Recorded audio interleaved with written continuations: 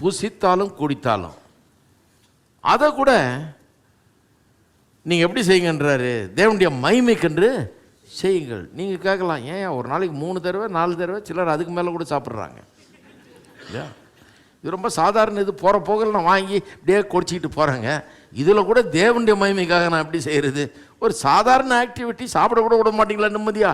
இதில் வேறு ரிலிஜனை கொண்டாந்துடுறீங்களா? நான் வாங்கி ஒரு பஜ்ஜியை வாங்கி நான் கடிச்சிட்டு இப்போ சாப்பிட்டுட்டு போகிறேன். இதுக்கு இப்போ புசித்தாலும் குடித்தாலும் தேவனுடைய மகிமைக்காக செய்யுங்கன்னா என்னது இது? எல்லாத்துலேயும் தேவனுடைய மகிமையை கொண்டாந்துடுறீங்க அப்படின்னு கேட்கலாம்.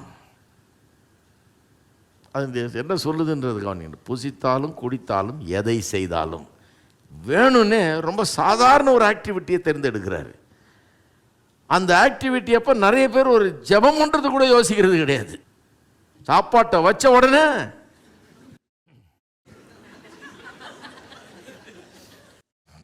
அமெரிக்காவில் சொல்லுவானுங்க, சாப்பாடை போட்டோன்னு டிகின் அப்படின்வான்.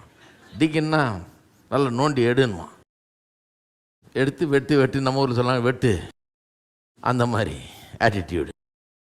சாப்பாட்டை வச்ச உடனே கடவுள் ஞாபகம் வர்றதே கிடையாது. கொடுத்தவரை பற்றி ஒரு எண்ணமே கிடையாது. இந்த கொடுத்தவருக்கு நன்றி சொல்லி இதெல்லாம் எங்கேருந்து வந்தது? பூமியில் மழை வரலன்னா ஒன்றும் விளையாது, ஒன்றும் விளையலைன்னா சோறே இருக்காது.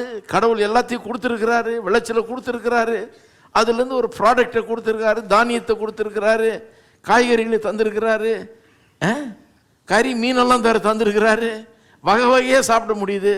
எல்லாத்தையும் வச்ச உடனே கொஞ்சம் வெயிட், ஒரு 2 நிமிஷம் வெயிட் பண்ணக்கூடாதா? அதுக்குள்ளே ஒன்றும் ஆறி போயிடக்கூடாது, ஒன்றும் கெட்டுறாது. இதை கூட கர்த்தருடைய மகிமைக்காக நாம் செய்யணும். கொடுத்தவர் அவர், எல்லாம் அவர்கிட்ட வருது. அப்போ அதை நான் அனுபவிக்கிறது கூட, அதில் கூட கடவுளுக்கு மகிமை அப்படிங்கிறது ஒவ்வொரு விசுவாசியும் அறிந்து கொள்ள வேண்டிய ஒரு காரியம். இதில் கூட கடவுளுக்கு மகிமை. என்ன நல்ல ஆகாரத்தை கொடுத்துருக்கிறாரு, என்ன அற்புதமாக தேவைகளை சந்திக்கிறார் கர்த்தர். யோசித்து பார்த்துருக்கீங்களா? சில நேரத்தில் எல்லாம் நமக்கு இருக்கும்போது கொஞ்சம் கூட யோசித்து பார்க்குறதே இல்லை கர்த்தர் எவ்வளோ செஞ்சுருக்கிறாருன்றதை.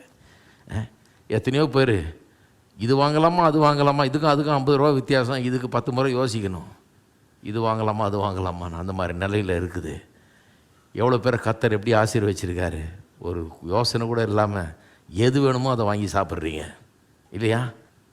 போய் உட்காந்த ஹோட்டலில் ரைட் சைடில் அந்த மார்ஜினே பார்க்குறது இல்லை, இது எவ்வளோன்னே பார்க்கறது இல்லை.